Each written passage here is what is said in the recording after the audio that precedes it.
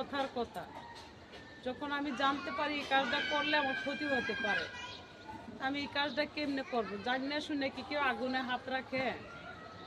রাখে না। আমি তো জানতে পারি অজানা মানুষ হলে আগুনে হাত দিলে তাহলে মানুষ বলবে সে অজানা মানুষ আগুনে হাত দিছে, তখন আমার ছাড় হতে পারে, আমার হাতটা ভালো হতে পারে।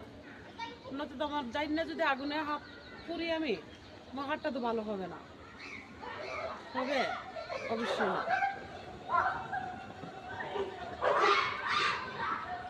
তো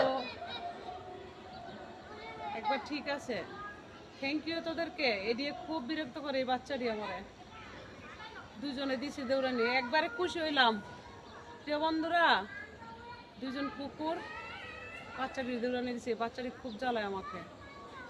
এরা মনের বাসা কেমনে জানলো আমার? এদিকে শুন শুন, আয় এদিকে শুন, এদিকে আয়,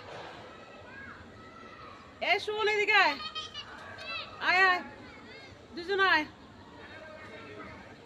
আসো আসো। থ্যাংক ইউ, খুশি হইলাম, অনেক খুশি হয়েছি। ওই দিক দিয়ে ঘুরে আসো, ঘুরে আসো। যে বাচ্চাটি খুব জ্বালায় আমাকে, তো দুইটা কুকুর এদেরকে দৌড়ানি দিছে, মানে কেমন একটা দৌড়ানি দিল, ভিডিওটা করলাম না, ভালোই লাগলো। Thank you. এরা আমার মনের ভাষা বুঝলো যে আমার পছন্দ না, বাচ্চাটি খুব বিরক্ত করে, এরা আমাকে খুব মায়া করে। তো বন্ধুরা,